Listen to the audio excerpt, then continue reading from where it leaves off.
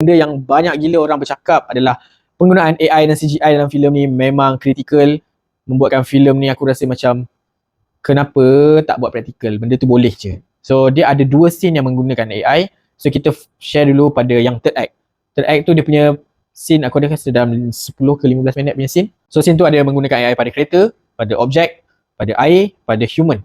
So ini kesalahan yang tak okey. Human ni kau guna AI. Sebab kalau kau pernah tengok Will Smith makan mie tu, AI tu kan, tu memang berubah-ubah muka dia. So dekat dalam filem ni, okay, kita pergi kepada ni, Saiful memegang watak Hamlau. So watak Saiful ni AI sebab dia dekat third act tu dia orang bergaduh fighting sequence. So bila watak Hamlau ni terbang lompat dalam trailer dia tunjuk, weh muka dia tukar jadi Afrika mat. Orang Afrika weh. Kau rasa macam mana? Aku rasa macam ni filem Melayu ke?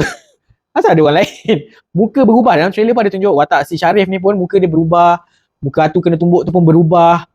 Kenapa kena guna AI dekat orang? Benda tu boleh buat praktikal. So sayang. Memang sayang gila. So itu yang hujung lah. Hujung third act. So ada awal filem pun dia menggunakan animasi tapi generate prompt AI. So dia nak menunjukkan jalan cerita macam mana dia orang jumpa Mai Karim berkahwin, dapat anak, semua benda lah kat situ. So dia generate AI.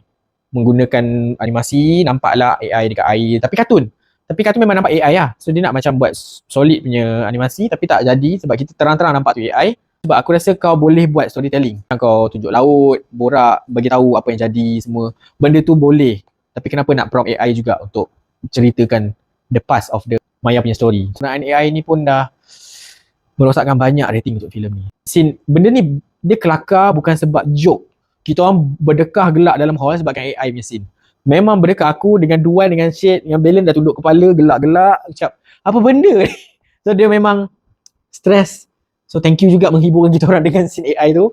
So aku tak tahulah nak cakap macam mana.